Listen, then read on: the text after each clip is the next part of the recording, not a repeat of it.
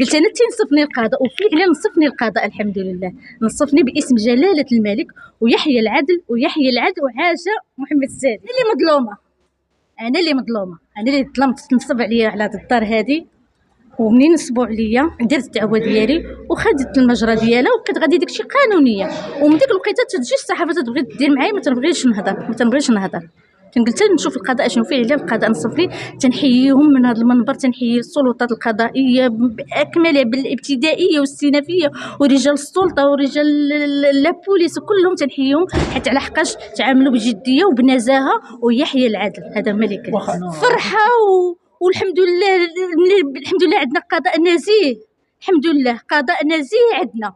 بقيت تستمر، ما عمرني بنت في الصحافه تبنت على حق بان القضاء نزيه.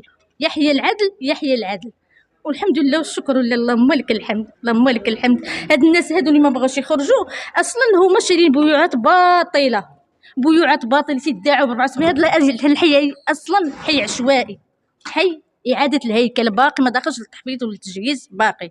يعني الارقام هي انا شريتها ب 74 والسيد معترف بانه نصب عليا. السيد راه تيقول مني باش بدا دابا غدا تجيو تلقاوها 74 ان شاء الله. حتى انا غنقلبها كما يقلبوا هما 73.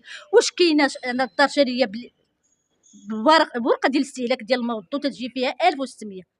يعني هادشي كلشي داز في القضاء الحمد لله. ويعني ماشي المخزن عيجه عطاني داري ياكل، راه كنت انا درسوا هذا الملف ديالي مزيان. انا داروا لي هذا اللي نصب عليا، دار لي اضراب النار، وعانيت منه 5 سنين ولا 6 سنين، وانا تنعاني بهذاك. ولات عندي مرض نفساني تنعاني منه لحد الان. واخا نشد داري، واخا نشد اللي شدي ثانيا مرض، واخا نشد داري. المهم تنحيي العدل وتنحيي السلطات القضائيه وتنحيي جلاله الملك الحمد لله. رغم ذلك معنا الحمد لله يحيى العدل، يحيى العدل وعاش محمد السادس.